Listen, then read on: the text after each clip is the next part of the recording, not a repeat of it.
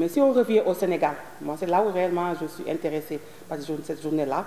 Cette journée, elle est comment dire, importante à plus d'un titre pour nous.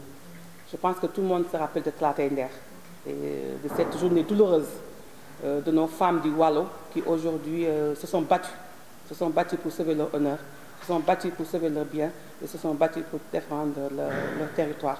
Et ont préféré se sacrifier, se brûler, vivre pour vraiment ne pas tomber dans l'esclavagisme d'une certaine invasion. Et cette vaillante dame du Waalo, donc, qui s'appelait Barka Dia et qui était un peu la confidente justement de la Linguère Fati Yamar, et qui disait aux femmes du Ner, aux femmes du Waalo, qui leur disait relevez-vous, soyez debout, renouvelez vos pagnes et soyons prêts à mourir. Nous n'allons pas mourir en esclave, nous allons mourir en femmes libres.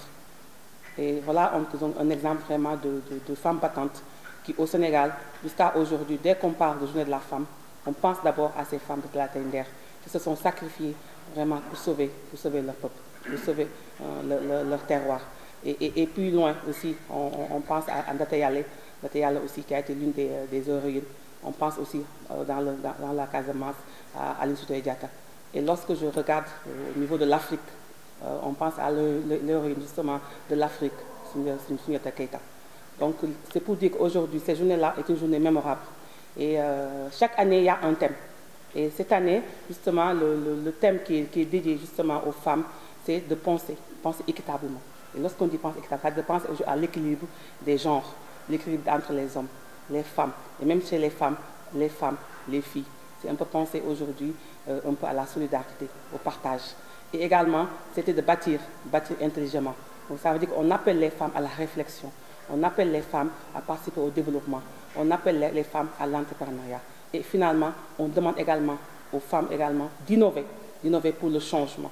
Vous savez qu'aujourd'hui, on est dans l'innovation, on est dans les NTIC, on est dans le digital. Les femmes ne doivent pas être en reste. Les femmes doivent également aujourd'hui travailler sur justement cette digitalisation, de voir comment entreprendre en ligne, comment également se former, comment s'éduquer en ligne, comment aujourd'hui participer au développement du Sénégal, au développement de la digitalisation, au développement justement de la numérisation.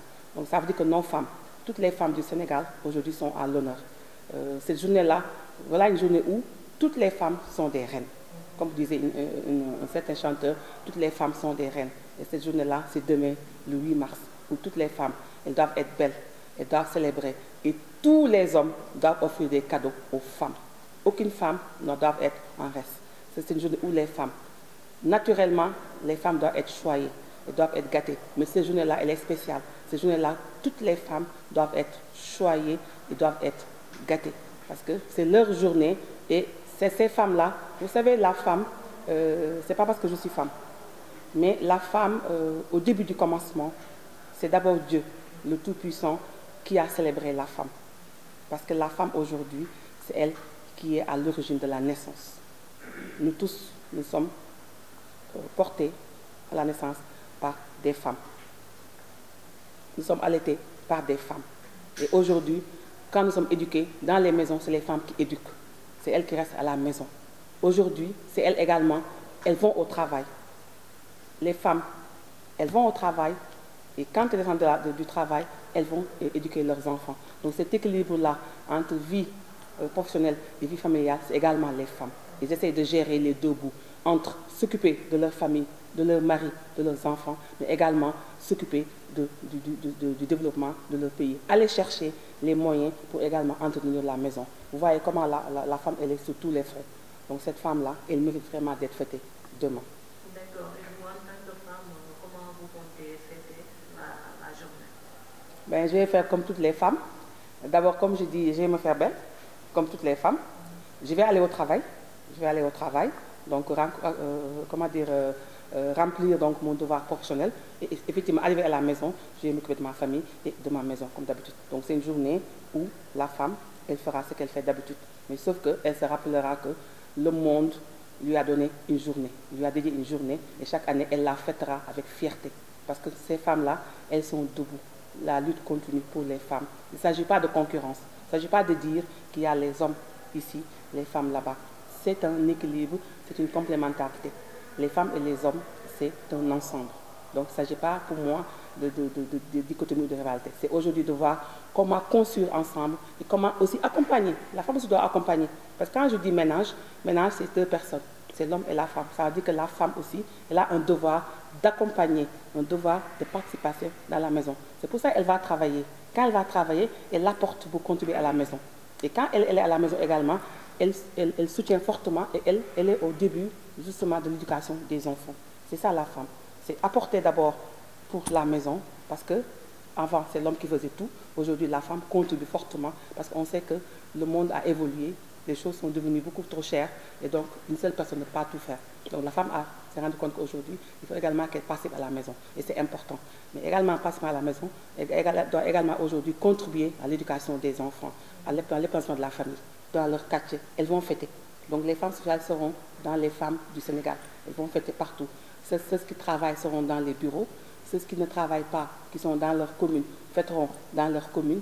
Ceux qui seront également au niveau de leur maison, fêteront dans leur maison. Donc les femmes socialistes, elles seront partout dans le Sénégal pour fêter. Et également même dans l'Afrique pour fêter. Est-ce que le statut de la femme a évolué? Nous sommes en 2019. Est-ce que réellement la femme sénégalaise a réellement... Ah oui, elle a beaucoup évolué. Parce qu'aujourd'hui... je parle même pas, parce que ça c'est aller trop loin, parce que parler du droit de vote, parce que ça c'était il y a longtemps, mais je parle rien que sur la parité. Ça a beaucoup évolué. Aujourd'hui, comme on le voit maintenant dans les instances aujourd'hui représentatives, c'est un homme, une femme. On ne l'aurait jamais imaginé, ça n'a jamais été le cas. Mais aujourd'hui, de plus en plus sur les listes, c'est la parité. Et elle doit être respectée. Si la liste n'est pas respectée, elle n'est pas déposée. C'est un homme, une femme. Si vous regardez à l'Assemblée, il y a presque la moitié. On a plus de 40% de femmes qui sont représentées. Quand vous regardez dans certaines communes même, les adjoints sont des femmes. Les adjoints sont des femmes. Regardez dans le gouvernement, il y a aussi beaucoup de femmes. Donc à l'Assemblée, partout. Donc aujourd'hui, le statut de la femme a beaucoup évolué.